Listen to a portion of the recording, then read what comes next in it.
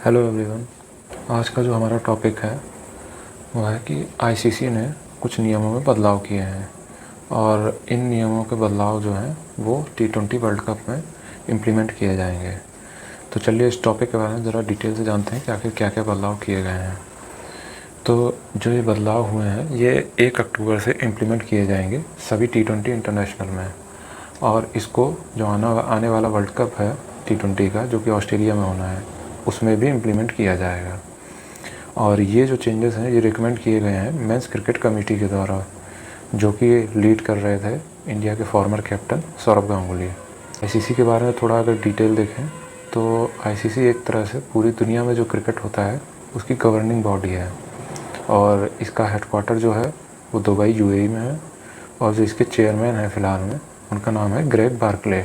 तो अब हम लोग ज़रा चेंजेस की बात करते हैं कि क्या क्या चेंजेस हुए हैं। इसमें जो सबसे पहला चेंज है कि अब बॉलर जो हैं वो स्लाइवा का यूज़ नहीं कर पाएंगे किसी भी बॉल को चमकाने के लिए। जैसे पहले होता था कि बॉल में शाइन लाने के लिए बॉलर जो है वो स्लाइवा का यूज़ करता था, जिससे कि बॉल में स्विंग मिलता था, बट अब वो नहीं हो पाएगा। जैसे कि इसकी रिस्ट्रिक्शन वैसे तो कोविड के टाइम से ही थी, और लेकिन ये टेम्परेरी थे, बट अब इसको परमानेंट कर दिया गया है।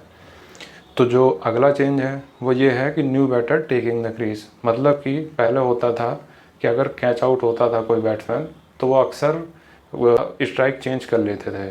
तो होता ये था कि जैसे लास्ट के कुछ ओवरों में हमने देखा है कि एक जो सेटल बैट्समैन है वो नॉन स्ट्राइकर एंड पे होता था, और जो एंड वाले बैट्समैन हैं वो स्ट्राइकर एंड पे होते थे। तो जैसे कैच आउट होता था तो जो बैट्समैन एक तरह से अच्छा खेल लेता था वो क्रॉस कर जाता था, तो स्ट्राइक उसको मिल जाती थी। बट अब ऐसा नहीं होगा, अब जो नया बैट्समैन है उसी को क्रीज लेनी पड़ेगी। और अगला जो चेंज है वो ये है कि running out the non striker.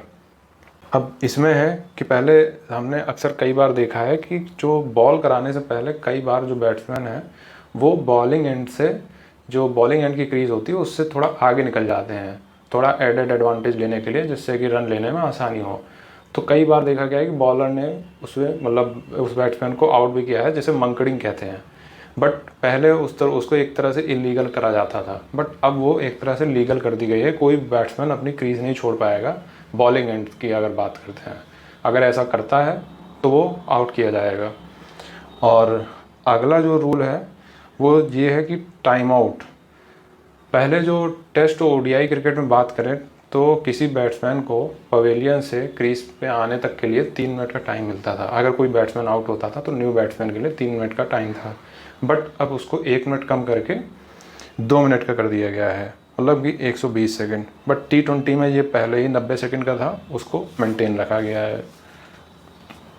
और उसके बाद जो नया चेंज है वो है 5 run penalty for unfair field movement.